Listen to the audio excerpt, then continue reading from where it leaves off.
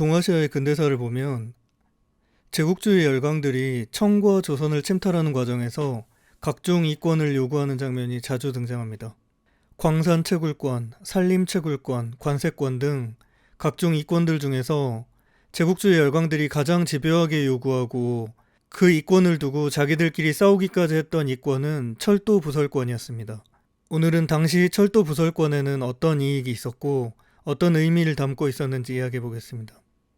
18세기 열강들의 식민지 지도를 보면 해안선으로부터 내륙 깊숙이까지 꽤 넓은 면적이 영국은 주로 붉은색으로, 프랑스는 주로 푸른색으로 칠해진 경우가 많습니다. 현대의 국가 개념에 익숙한 우리의 기준에서 그런 지도를 보면 색깔이 칠해진 부분까지는 군대나 중앙 국가의 행정력이 미치겠거니 생각하기 쉽습니다. 그러나 철도가 발달하는 19세기 전까지 대부분의 식민지들은 항구 도시를 중심으로 해안지방에 머무르는 경우가 많았습니다.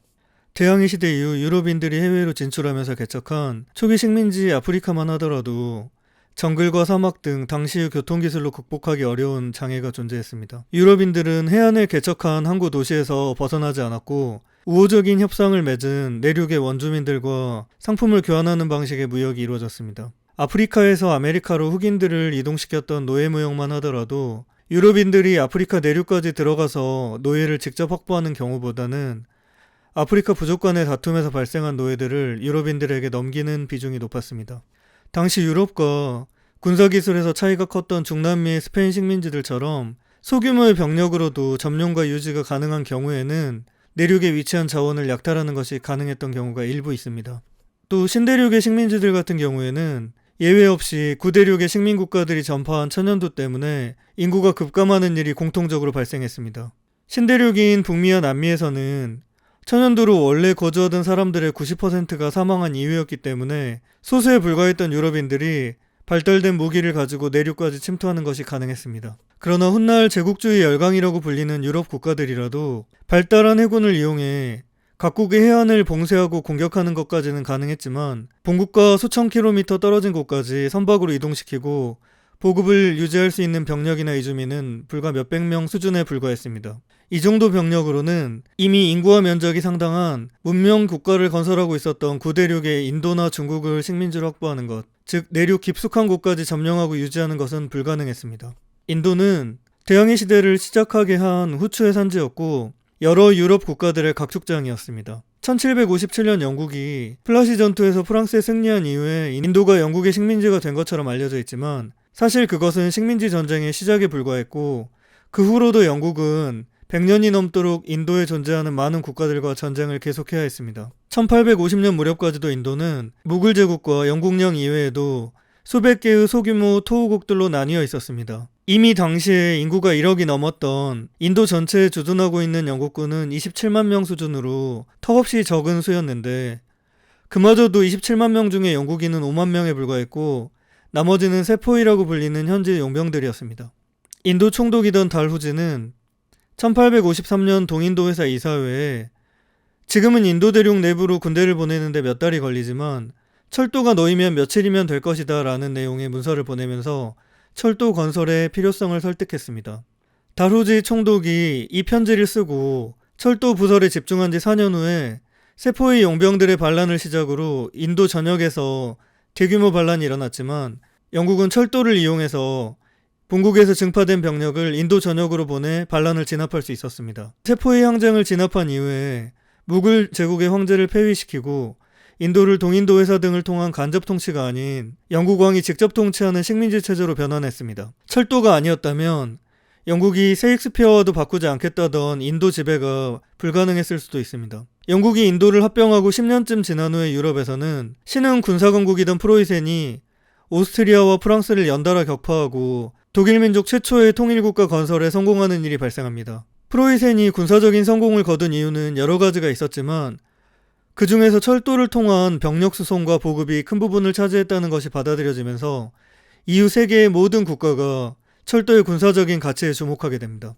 버나드 코넬의 소설 샤프에서는 영국 육군이 병력 면에서는 러시아나 프랑스에 미치지 못하지만 실사격 훈련으로 다져진 명중률과 사격 속도는 압도적이었다는 내용이 반복적으로 등장합니다. 화약의 원료가 되는 인도산 초석은 그 양뿐만 아니라 순도면에서도 다른 모든 국가를 압도하는 수준이었기 때문에 인도를 식민지로 보유한 영국은 17세기부터 19세기까지 유럽 국가들과 수많은 전쟁들에서 크게 앞서 나갈 수 있었습니다. 인도는 남미 초석 광산이 등장하기 전까지 세계 초석 생산량의 80%를 차지했습니다. 칠레가 초석 생산지로 개발된 것은 19세기 중반 이후부터입니다. 1800년 무렵 영국은 동인도 회사를 통해서만 연간 7,000톤의 초석을 수입했는데 같은 시기 프랑스의 연간 초석 생산 능력은 2,500톤이었고 조선은 당시 연간 10에서 20톤 정도를 생산하고 15톤 정도를 보관하고 있었다고 합니다. 이런 이유로 나폴레옹 전쟁 시기에 다른 유럽 국가들은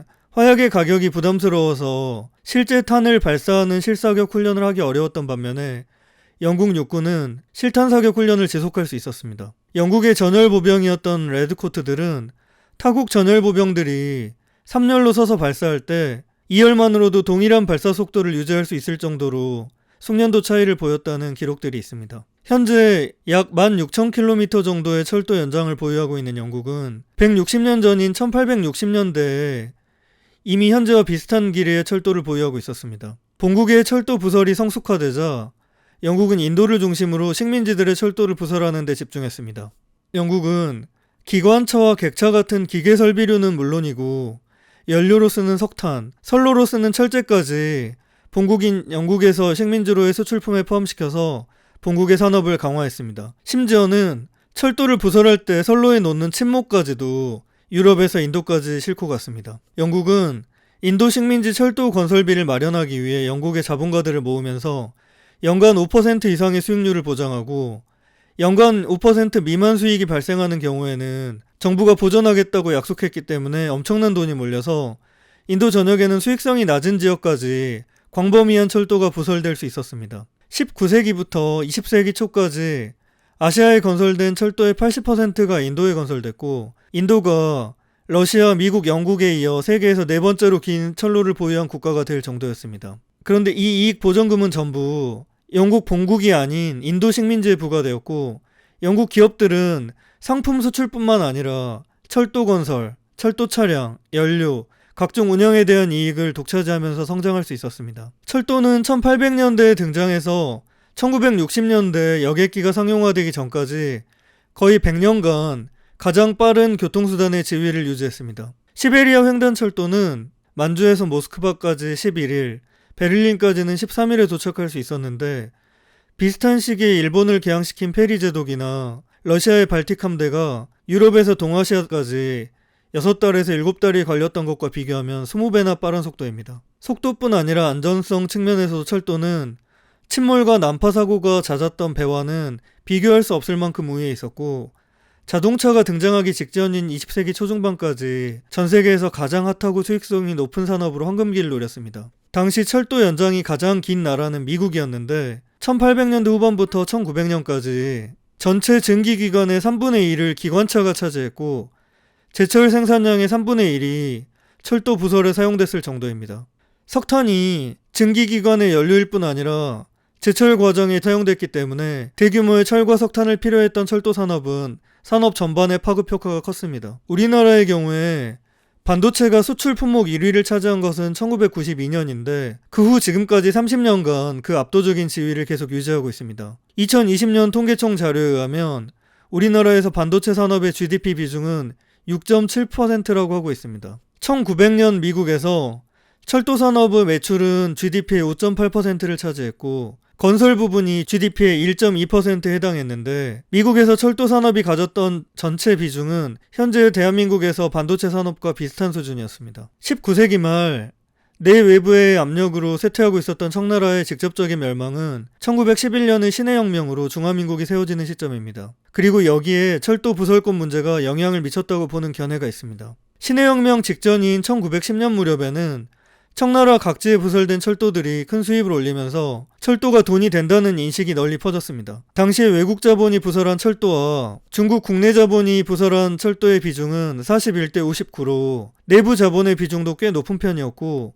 특히 새로 부설할 양쯔강 이남과 광저우, 쓰촨 등을 연결하는 고수익 노선에 대해서 내부 자본들이 결집하는 상황이었습니다. 의화단 운동 이후에 서구 열강들의 막대한 배상금에 시달리던 청나라 정부는 민간이 부설한 철도를 국유화하고 그 철도 이권을 담보로 외국 자본으로부터 차관을 얻으려는 시도를 합니다. 민간이 투자했던 돈의 원금도 돌려주지 않았고 이후 10년에서 20년간 이익이 발생한다면 그중 일부를 분할 상환하겠다는 국유화 조건에 대해서 광저우 지방을 중심으로 한 반발이 신해혁명의 시작이었습니다. 동아시아의 근대사를 보면 제국주의 열강들이 청과 조선을 침탈하는 과정에서 각종 이권을 요구하는 장면이 자주 등장합니다. 광산채굴권, 산림채굴권, 관세권 등 각종 이권들 중에서 제국주의 열강들이 가장 집요하게 요구하고 그 이권을 두고 자기들끼리 싸우기까지 했던 이권은 철도 부설권이었습니다. 그런데 인도에서의 철도와 동아시아에서의 철도는 그 과정과 내용이 다소 다릅니다. 인도는 외부 세력끼리의 다툼이 마무리된 상태에서, 즉 포르투갈, 네덜란드, 영국, 프랑스 등 유럽 열강들끼리의 교통정리가 끝난 이후에 영국의 독점적인 지배하에 철도 건설이 시작됩니다. 그래서 철도는 반란 진압용 기능이 일부 있긴 했지만 대부분은 상품 수출입과 원료 운반에 특화된 식민지 경영의 용도가 강했습니다. 하지만 동아시아에서의 철도 부설은 상업적인 용도 이외에도 철도를 놓는 과정 자체가 열강들의 식민지 쟁탈전의 양상을 띄었습니다. 특히 중국에서의 철도는 전쟁의 수단이자 목적이었기 때문에 많은 철도들이 중간에 궤간이 변경되고 소유권자가 바뀌는 과정을 겪었습니다. 철도 부설권은 선로뿐 아니라 부속지라는 명목으로 철도 부속시설과 호텔, 병원, 은행 등을 설립할 수 있는 부지를 확보할 수 있었고, 선로 주변 15km 내외 지역에 광산이나 공장 등 산업시설에 대한 독점 이용권이 함께 부여되는 경우가 많았습니다. 또 해당 시설에 대한 보호를 명목으로 전시가 아닌 평시에도 부설권을 가진 국가가 군대를 수송하고 배치하는 것도 허용됐기 때문에 일종의 좁은 영토가 생기는 것이나 마찬가지였습니다. 러일전쟁에서 승리한 일본은 배상금 대신에 러시아가 독점하고 있던 만주의 철도 중의 일부인 남만주 철도 부설권을 대가로 받게 됩니다. 1907년 남만주 철도 주식회사의 초기 부속지 면적은 1.5억 제곱미터에서 1936년에는 서울시 면적과 비슷한 5.3억 제곱미터까지로 늘어나는데, 이 중 철도 관련 시설 면적은 7%에 불과했고 나머지는 군대 주둔지나 기타 사업 용도로 사용됩니다. 일본은 남만주 철도 부속지를 산해관의 동쪽이라는 뜻의 관동지라고 불렀고, 관동지를 관리하는 병력이 그 유명한 관동군입니다. 이때 설립된 남만주 철도 주식회사는 1920년대 일본 정부 예산의 4분의 1 수준에 이르는 사업 수익을 거뒀을 뿐 아니라 태평양 전쟁의 종료로 일본이 만주를 포기하는 1945년까지 일본에서 자산과 자본금이 가장 높은 회사의 자리를 유지합니다. 일본의 만주 침략은 러일 전쟁의 승리로 얻은 남만주 철도 부설권에서 세력을 키우기 시작해서 만주 군벌 장장님을 기차에서 폭사시키고 만주 철도에 대한 공격 사실을 조작하여 만주사변을 일으키는 데서 마무리됩니다.